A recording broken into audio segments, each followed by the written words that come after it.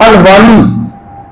یعنی بندوں کی کارسازی کرنے والا، مالک مختار اللہ تعالیٰ کی ذات، المتعالی یعنی بہت زیادہ بلند اور بلندیاں عطا کرنے والا،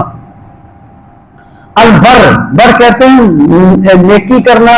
اس سے مراد ہے کہ اللہ تعالیٰ بندوں کے ساتھ بھلائی کا معاملہ کرتا ہے،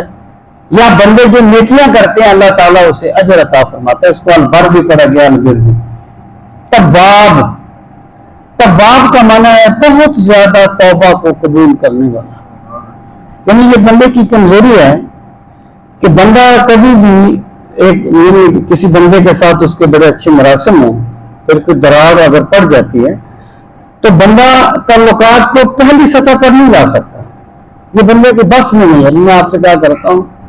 کہ بندہ اللہ یعنی بندہ بندے کو معاف نہیں کرتا، میرا رب معاف کرتا ہے۔ تواب کا مطلب یہ ہے کہ بندہ جتنی مرتبہ بھی غلطی کر لے، گناہ کر لے، جب وہ اللہ تعالیٰ کی بارگاہ میں پھر توبہ کر کے آتا ہے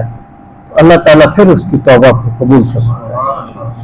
وہ جسے پاک میں آتا ہے جب اللہ تعالیٰ نے شیطان کو راندہ درگاہ کیا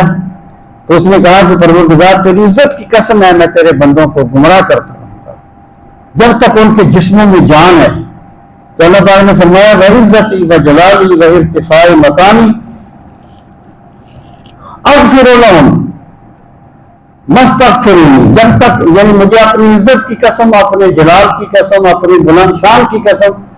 جب بھی میرے بندے گناہ کر کے مجھ سے معافی مانگتے رہیں گے میں انہیں معاف کرتا ہوں۔ یعنی اللہ تعالیٰ بندے کی توبہ کو ہمیشہ قبول فرماتا ہے۔